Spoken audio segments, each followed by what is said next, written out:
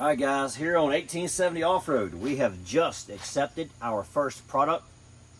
This is from Suparee. These are the 2018 Plus JL Wrangler LED headlights. They have a daytime running light ring and a turn signal ring. I'm going to show you how I installed these, give you my honest review of how they work, short term at least. We only had them in for a day. And I'm also going to show you how I modified the installation, because my Jeep is modified along the way to make it to where I'm also using the amber as a daytime running light as well.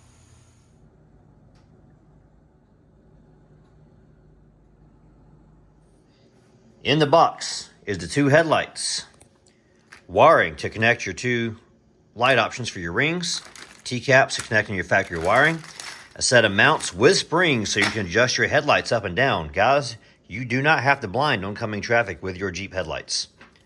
Tool, directions, and a sticker. Each headlight comes wrapped up inside this foam packaging in this box. Tools you're going to need for the install. You may need one of these two bars to pull the pins up off the grill. This tool is provided by Suparee, but it is a 5mm Allen key, flathead screwdriver, a pair of pliers. I end up not using the pliers, but it still might be helpful to have them. Of course, you know that's 10mm socket. And you know, it's a hot, humid day here in September in the South. Got me a Dr. Pepper and a Corla Joy koozie. Keep me hydrated while I'm working.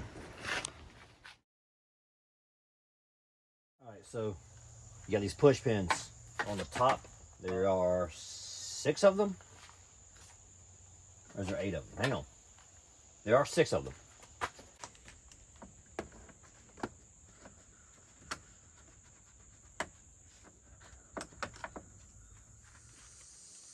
After you're removing the 6 push pins, the only thing left holding it are these pins that just snap in place. All you do is give it a tug and pull it out.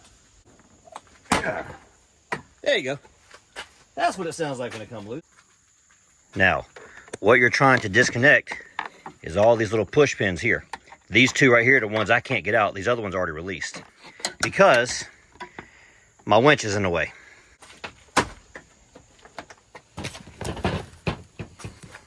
All right, now that I've gotten the grill off, all I gotta do now is take these 3 bolts out, disconnect the headlights, remove the headlight. You gotta unplug right there. Just push that little tab down right there and it releases. So the pigtail includes the connector to plug into the factory harness, yellow wire for the amber light for the turn signal, white wire for the DRL. So in order to have adjustability, you're going to install the bolt with a washer in like this, and you'll notice there's a bucket right here in the back. That is where the spring sits in. You set the spring in like that. This way you have some maneuverability or adjustability from the springs, allow you to adjust your headlights up and down so you're not blinding oncoming traffic. There we go. Spring on this side, screw with a washer under the head. All right, Suparee gives you a tool. Turn the headlight screws in. Now the driver's side light is very easy to plug up right here. I would recommend you plug it up before you install a light, but you can do the driver's side after you install a light. And there's my yellow and white wires there. If it'll focus, there's my yellow and white wires. I'll come back and add the connection for the white and amber lights in a minute. All right, with the headlight out, press this button here and pull. Put the spring on. Get that started like that, just like that. Run these screws down a little bit. All right, put a washer on the bolt. Put the bolt in there, put the spring on the bolt. There we go.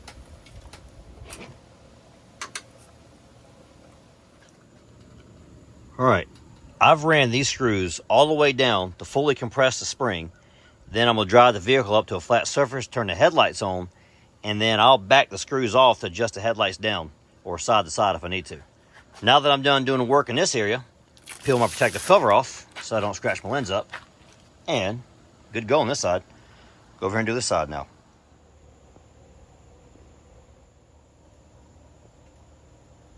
might just drive around at nighttime and make sure I ain't blinding people. And if I am, I'll adjust it down some more until I figure it out. Reason why I'm doing this with the grill off is that when you put the grill back on, you're going to cover these bolts up. You ain't going to be able to get to the adjusters. So I'm going to leave the grill off till I get them adjusted correctly, and then I'll put the grill back on. And again, if you didn't have a winch, it wouldn't be that big a deal. Just put the grill on. You don't like it, snap it back off, adjust them. But with me, it's a headache getting my grill off. Just because these clips right behind this. So I'm going to just leave it like that. And then once I get it right, I'll put it all back together. Not sure if this shows up on camera, but the cutoff line is right about even with the roof of my truck. That is bad. If I were driving this way, I'd be blinding the daylights out of people. That is 6 turns down on the inboard side of the headlight and 3 turns down on this side. Anyways, do some adjusting. So back these off to where the washer's just loose. About 2 turns off of this, which allows the spring to pop out and allows it to pivot. If I had it all the way flush, then this piece is laying flat against a stop and it doesn't allow the headlight to tilt. So I had to back it off a little bit, give the headlight a little bit of tilt forward. So that's how I got it to cut down low as I did. All right, so I got the cutoff beam really low. It does scatter some light around the cutoff beam though. So the cutoff beam is not clear and crisp like you get on obviously way more expensive lights.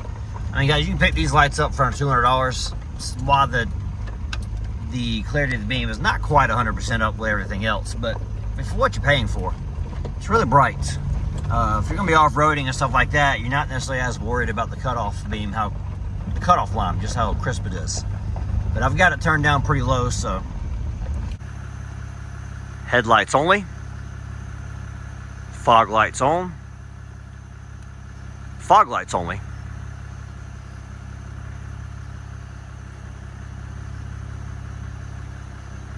It's both together, and high beams on.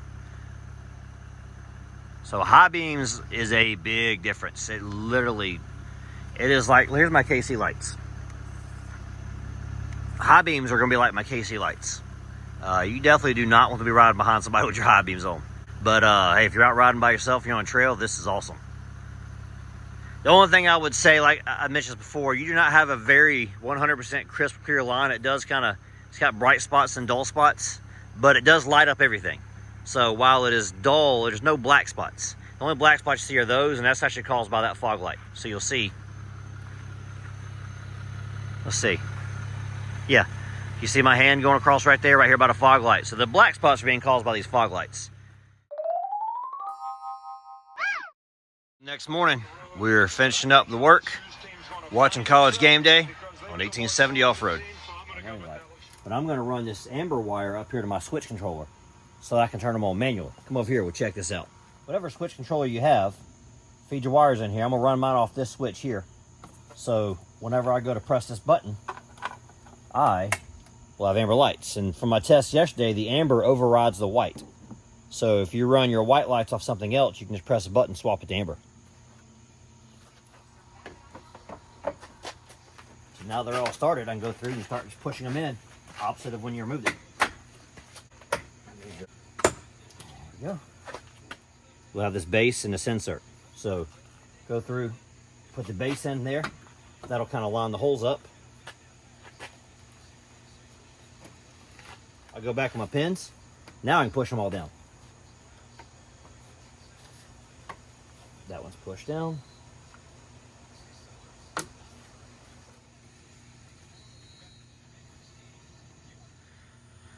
All right, I'm going to show you the different functions I have set up for these lights.